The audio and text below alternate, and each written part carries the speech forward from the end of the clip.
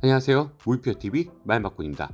오늘은 베르세르크 고드핸드 슬렁을 알아보는 시간을 가져보도록 하겠습니다. 고드핸드의 존재의 이유, 고드핸드의 욕망에 아주 걸맞는 슬렁입니다. 외형은 페무토 다음으로 가장 정상적인 모습을 하고 있고 고드핸드 중 유일하게 해골기사의 존재를 아는 듯 정확히 폐하라 칭했고 해골기사가 패왕 카이젤릭 시절 슬렁과 동시대 인물이라 생각을 할 수가 있습니다. 패왕 카이젤렉의 천국의 제국이 사라진 뒤 중세시대가 이어져 왔고 보이드 탄생 이후 다음으로 슬렁이 환생을 했다는 가정을 했을 때 해골기사의 인간일적 시절과 패왕의 최후를 알고 있으며 연관성이 크다고 볼 때 여기서 그녀의 과거에 대한 흥미로운 사실을 살펴볼 수가 있습니다. 슬렁이 인간이었던 시기, 고드핸드가 되기 전 어떤 인물이었는지는 두 가지가 존재합니다.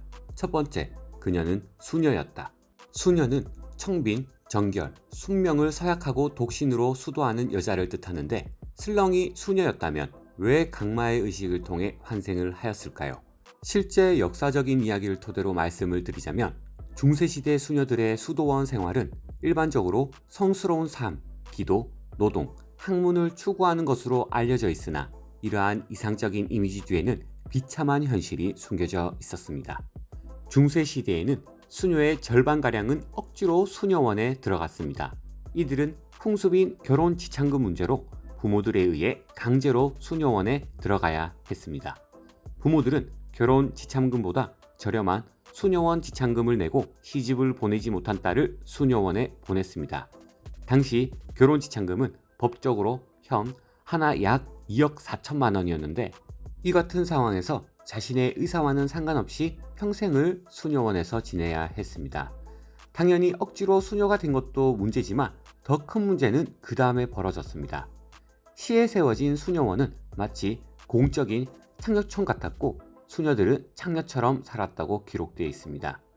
중세 큰 도시에서는 결혼하지 않은 남자들의 성적 욕구를 해결한다는 명목으로 수녀원은 폭력 등 행위에 대한 은폐 의혹도 제기가 되었으며 수녀가 수녀원을 도망칠 수 있도록 돕는 행위를 하는 자들을 감옥에 넣거나 아니면 평생을 유배지로 보낸다는 법을 만들었습니다.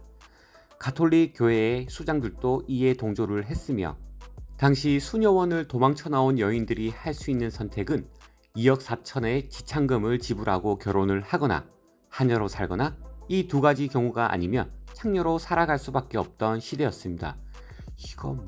슬렁의 수녀의 모습이 참고가 된 건 베르세르크 플스1 천국의 매편 상심화의 장이란 첫 번째 베르세르크 게임이 있었는데 이 게임은 오리지널 내용을 채용을 했습니다. 원작에 없던 내용이지만 스토리를 감수한 사람이 다른 사람이 아닌 원작자이기 때문에 스토리는 정확히 원작의 단죄의 편, 탄생의 장과 천년제국의 매편, 성마전기의 장 사이에 위치합니다. 여기서 엘리자란 캐릭터가 나오는데 영주를 신처럼 모시는 수녀이고 게임 속 모습과 가츠와의 대화를 볼 때 과거 슬렁의 모습과 연결고리가 있지 않을까 생각을 해보았습니다. 두 번째, 슬라는 마녀였다. 마녀란 가설이 해외 커뮤니티에서도 가장 많이 나오는 이야기인데 슬렁은 특별한 능력이 있는 여자였다면 만화의 내용으로 보았을 때 마녀의 시초였다면이라는 생각을 해보았습니다. 중세시대는 마녀 사냥을 빼놓을 수가 없죠. 마녀는 단순히 마법을 사용하는 여성 이상의 의미를 지니고 있습니다. 당시 사회에서는 권력이 남성에게 집중이 되어 있었기 때문에 여성들은 특별한 지위나 권한을 갖기가 매우 어려웠습니다. 마녀 사냥은 이러한 사회적 구조 속에서 여성의 자유를 억압하는 기제로 작용이 되고 많은 마녀들이 주변 사람들의 질투나 원한으로 인해 타겟이 되었습니다. 정치적인 요인과 더불어 종교 역시 마녀 상황을 정당화하는 강력한 도구로 작용을 하였으며 수많은 여성들이 악령과의 결탁으로 낙인이 찍혔습니다.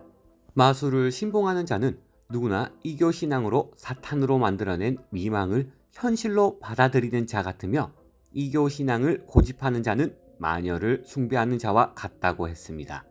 실제로 마녀의 주술을 행한 것으로 밝혀진 자들은 대중의 혐오와 분노에서 보호해주려고 애쓴 성직자들도 있었습니다. 베르세르크 단죄탑에서는 이단교들이 집단으로 행위를 하고 있고 악마를 숭배할 때 슬렁의 모습이 잠깐 비춰집니다. 이단교를 극악무도하게 고문을 하는 모주구스 패밀리와 과거 성철서의 기사단 파르네제도 확고한 믿음과 절대적인 신앙을 가져 삐뚤어진 시각으로 모든 일을 보고 있었으며, 단죄의 탑에서는 중세 시대의 모습을 너무나도 정확하게 표현을 하고 있기 때문에 슬렁이 특별한 능력이 있는 진짜 마녀였을 가능성과, 여성의 권리가 없던 시절, 이유 불문하고 종교와 정치적 싸움에 화풀이가 필요했던 시절이라 힘없고 약한 여성들을 무차별적으로 마녀로 내몰아 죽임을 당했기 때문에 본보기로 마녀 사냥을 당한 첫 번째 인물일 가능성이 굉장히 높다고 생각을 해봅니다.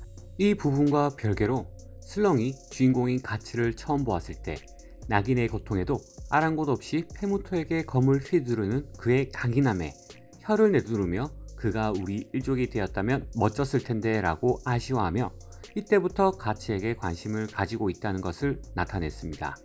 트롤 편에서는 고드핸드들은 베이리트가 소유자의 욕망에 반응해 울부짖게 될 때나 그리피스처럼 유사 일식을 통한 육체를 갖지 않는 한 현세에 직접 나타나는 게 불가능하다는 통념이 있었는데, 슬렁은 아무런 복선이나 빌드업 없이 등장한 것이었습니다. 본인은 소환된 게 아니라 가츠에게 관심이 있어 만나고 싶어 그냥 자진해서 온 거라고 말을 합니다. 가츠의 갑옷은 슬렁이 날개로 박살내고 가슴에 큰 상처를 입혔습니다. 이때 거의 빈사 상태가 된 가츠에게 못하면 너도 그처럼 받쳐보지 않겠냐고 물어봅니다. 그때까지 가츠가 베이리트를 지니고 있는 것을 통해 예견된 사도와의 길이라는 위험성이 처음 팬들 사이에 추측의 단계를 넘어 구체화된 순간이라고 볼 수가 있었습니다. 어쨌든 고드핸드의 과거를 앞으로 모리코지 작가가 해석을 제대로 할 수 있을지 모르겠지만 아직까지는 추측으로밖에 해석을 할 수밖에 없기 때문에 여러가지 내용을 토대로 한번 추측을 해보았습니다.